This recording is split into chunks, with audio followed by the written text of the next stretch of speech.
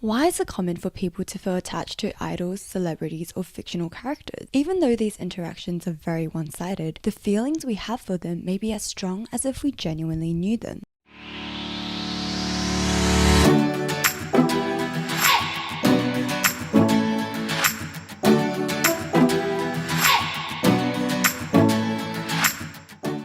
Let's talk about this idea of parasocial relationships.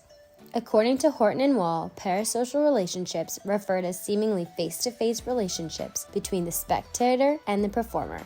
Or in other words, this is when a fan becomes so over-invested in a celebrity's life that they actually think they're a part of it, pretty much blurring delusion into reality. But back then, in the 1950s, for Horton and Wall, this was a relatively new phenomenon because it was the result of the rise of television and radio personalities that viewers at the time developed a perceived closeness to people that were routinely coming into their living rooms pretty much through the expansion of social media.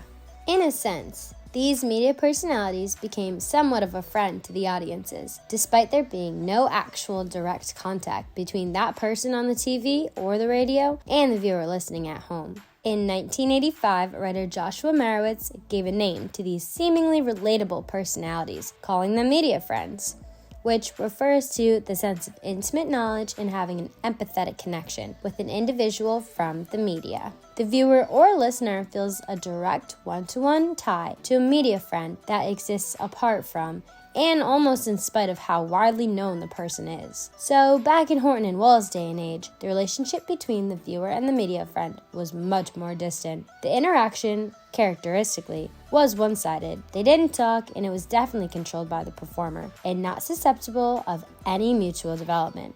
However, today, that relationship is much less distant, with the continued growth of social media platforms like Instagram and TikTok, where viewers can usually make daily contact with their media friends. An example of the modern-day media friend is Charli D'Amelio, who has 151 million followers on TikTok. And her followers view her nearly every day on their phones, while on break from work, riding the subway, or going to bed at night.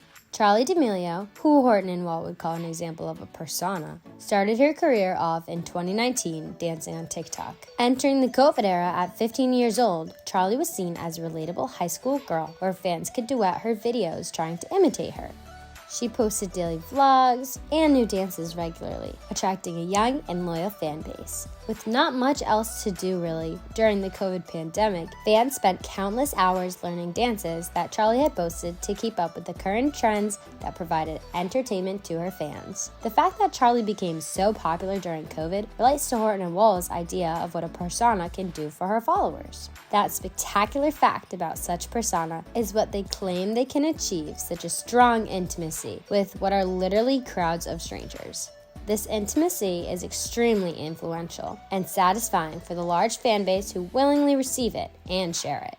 COVID was a stressful time for many, and Charli was a predictable media friend that her viewers could rely on for advice or distraction during a difficult time in their young lives. The difference between today's personas and the persona that existed in the 1950s was that in the 50s, we were very much managed by a studio and a manager, and the persona lived very different lives in a reality than they were portrayed on camera. Today, those lines are blurred, and the personas are very much more authentic because the viewer is getting to see them in their real lives, since they often broadcast from their homes, their cars, or wherever they may be going in their personal lives. Marowitz mentions a phenomenon called the back version and the front version, where the persona put out to their audiences is the front version, and what they hide from their audience in their private lives is the back version.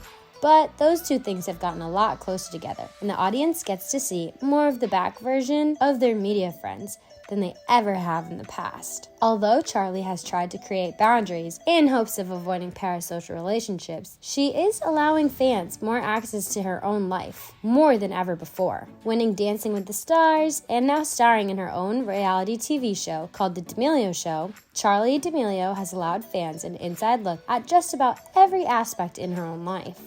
Fans can literally see everything Charli does on a daily basis, from fighting with her sister Dixie to struggling with anxiety. Traditionally, these would be back version moments, but personas like Charlie and others have decided to put them more up in the front. By Charlie sharing these moments of her life, the audience feels close to her and feels like they're going through these emotional moments right with their media friend. Marowitz also mentions a technique known as paraproxemetics, which gives the illusion of closeness between the media friend and their audience by the persona's use of space.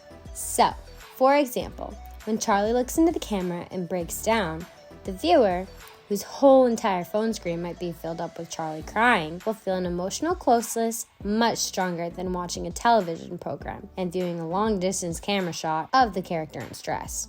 It is almost as if we as a species are hardwired to react in a personal way to those whose whole face we can see in detail. Like when the camera moves from a long shot to a close-up, our emotions are engaged. However, no matter how close the viewer feels with their media friends, and no matter how often Charlie may respond to her audience, she ultimately is in control of the relationship.